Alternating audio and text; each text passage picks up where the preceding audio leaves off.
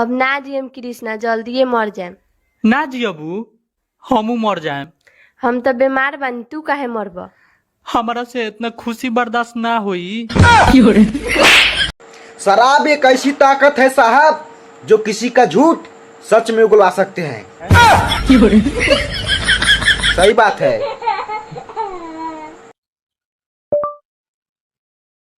मुझे साजन के घर जाना है, मुझे साजन के घर जाना है।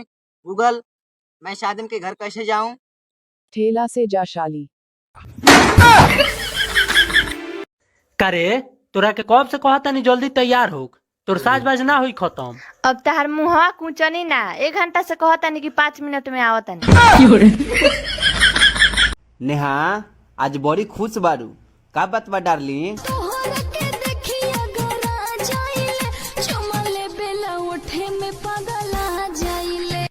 पूरा गांव भर में कहो आप जो।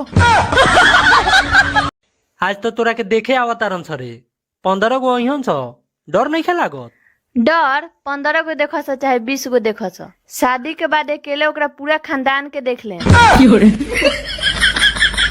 काश मेरे पास भी मोबाइल होता साहब, तो आज मैं भी सनी लियोनी का भजन देखता।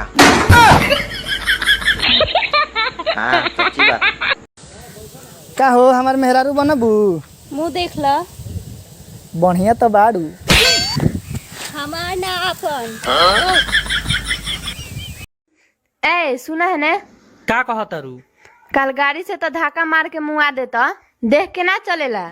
पराई औरत के हम देखबे ना करेनी। हे न मारवा ना देबू? काहे पीछा करेला? दांतवा सुधार ना लो। हाँ तो न मारवा दे दो, कबू पीछा ना करेम। नंबर चाही, घर ही रही रक्षाबंधन के हम आवतन। घटुआर खानी काहे ताकतार? का चाही बोलत काहे नहीं खो? रहर के दाल लेबे के बा 1 किलो। अच्छा रुका देतानी, और कुछ चाही? हाँ। चुम्मा मिल जाई? आज हमार क्रिया खो आ एकदम सच सच बताई है, नैहर में कौ गो लड़का से बतियैले बारी? बतियाए के कहतार, एक बार भागलो रहन। ठीक बा, लड़का तो हमरा पसंदे बा, तो बउओ तू ही बतावा कहाँ पढ़ेला? आड़ी बाड़ी में। कहाँ? आड़ी बाड़ी में। आड़ी बाड़ी में पढ़ेला। तो दहेज का चाहिए? हमरे मेहरारू के साथ ओकर छोटकी बहनियों दे दिया। लड़की पटाना कोई बड़ी बात नहीं, इसीलिए मैं नहीं पटाता।